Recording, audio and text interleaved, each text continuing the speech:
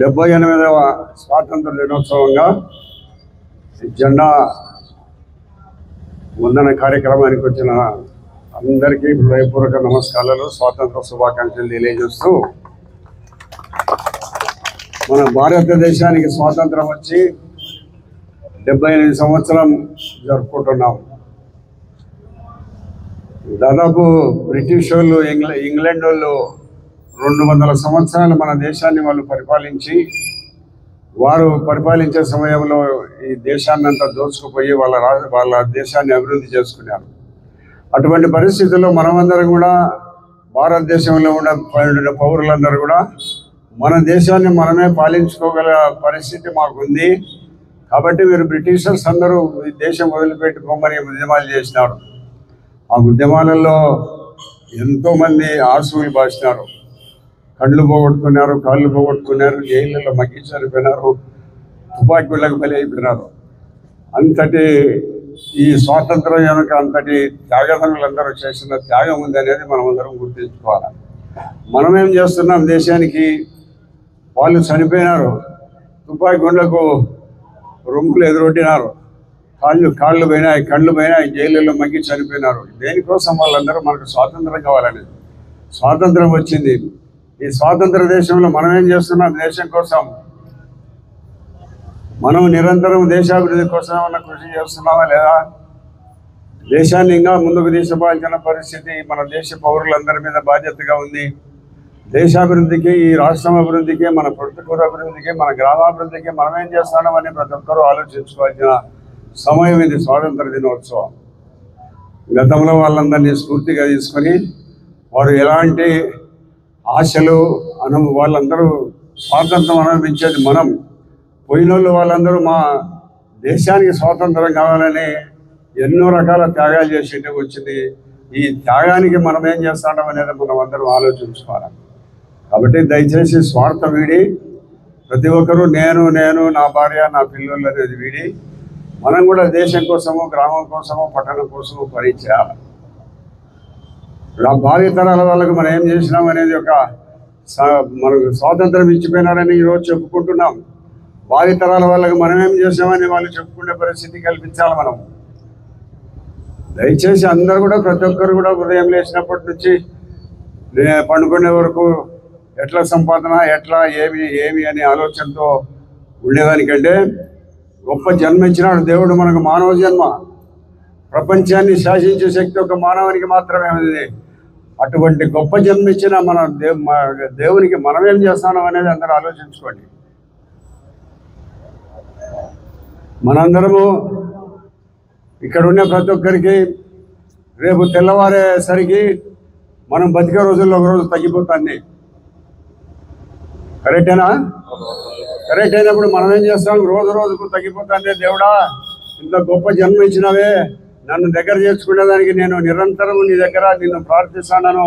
నన్ను దగ్గరికి చేర్చుకొని నాకు మంచి పనులు చేసే అవకాశం నాకు కల్పించు, నాకు మంచి చేయాలని, మంచి పనులు చేయాలని నాకు బుద్ధిని ప్రసాదించు తండ్రి అని దేవుని ప్రార్థించండి. కానీ మనకు తెలివితేటలు ఇప్పుడే ఉన్నాయి. దేవునికి మనం దేవుడు మనకెందుకు చెప్పేది, మనమే దేవునికి చెప్తామనే పరిస్థితుల్లో మానవుడు ఉన్నాడు. కాబట్టి దయచేసి మనం అందరము ఈ భారతదేశము, ఈ ప్రపంచము, ఈ ఆంధ్ర రాష్ట్రము, ఈ ప్రొద్దుటూరు ఇట్లే ఉంటుంది. మనమందరం పోతా ఉంటాం, వస్తూ ఉంటాం. ఎవరిది శాశ్వతం కాదు. ఎప్పుడైతే భూమి మీద పడ్డామో తప్పనిసరిగా మరణం రాసి పెట్టింటాడు దేవుడు. కాబట్టి దయచేసి ప్రతి ఒక్కరూ మంచి మనసుతో మన పట్టణాభివృద్ధి కోసం ఎక్కడైనా ఒక పేపర్, ప్లాస్టిక్ పేపర్ కనపడతానో ఏమన్నా కనపడితే తీసి డస్ట్బిన్లో వేయండి. అది మంచి పనే. చెట్లు నాటండి. చెట్లు నాటుతాము. ప్రభుత్వం ఒక ప్రోగ్రాం పెడుతుంది. ఆ ప్రభుత్వం ప్రోగ్రాం పెట్టే రోజున చెట్లు అందరం 1000 చెట్లు నాటినారని పేపర్లో వస్తుంటుంది. కానీ మళ్ళీ ఒక 6 నెలలకు పోయి చూస్తే ఒక్క చెట్టు ఉండదు. అది కరెక్ట్ కాదు. చెట్లను నాటి మనం పోషించి ఒక 4 చెట్లే మనం నాటుదాం. ఆ 4 చెట్లను పోషించే దానికి మనము నిరంతరము దాన్ని కాపాడుకుంటూ నీళ్లు పోసి పెద్ద చెట్టు చేసేటంత వరకు మీరు దానిని కష్టపడి చేస్తూ ఉంటుంది. ఒక కొడుకు కంటే ఒక చెట్టు మేలు. చెట్టు నీడనిస్తుంది, దాంట్లో పంటలు వస్తాయి, దాని మీద నిలువ నీడ ఉంటుంది ప్రతి ఒక్కరికి. ఎక్కడన్నా మీరు వేసవిలో అందరూ చాలా మంది ప్రయాణం చేసినారు. మేము పల్లెల్లో వాళ్ళం ఎక్కువగా ప్రయాణం చేసేటప్పుడు పారా చెట్టు పారా తొందరగా పారా అని చెట్టు మీదకి పోయేవాళ్ళం మేమంతా.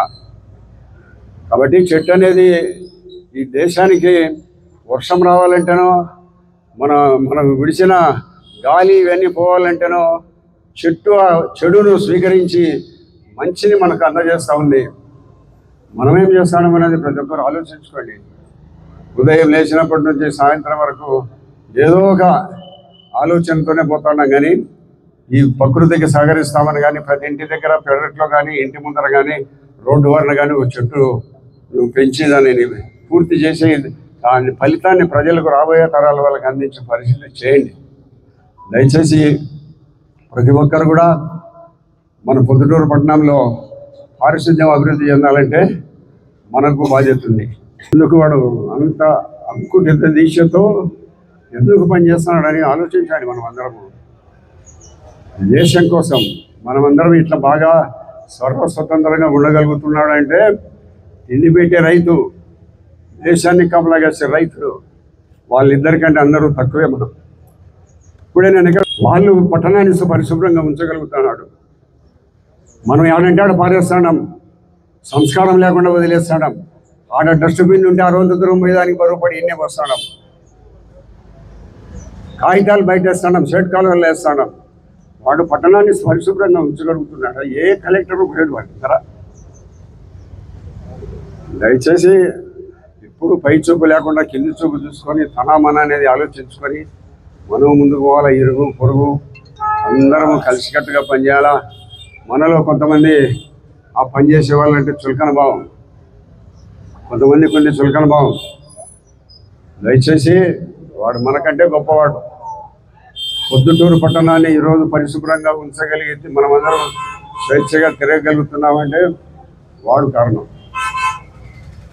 కాబట్టి దయచేసి మనమందరం కూడా స్వార్థ సంతన వీడి అభివృద్ధి కోసము, మంచి పనుల కోసము ఈ 78వ స్వతంత్ర దినోత్సవంగా ప్రతి ఒక్కరూ ఎవరి మనసులో వాళ్ళు ప్రతినిధులు చేయాలని మనస్ఫూర్తిగా కోరుకుంటూ అందరికీ జెండా వందనానికి వచ్చిన మీ అందరికీ కూడా ప్రతి ఒక్కరికి 75వ సంవత్సర స్వాతంత్ర శుభాకాంక్షలు. అందరికీ నమస్కారం.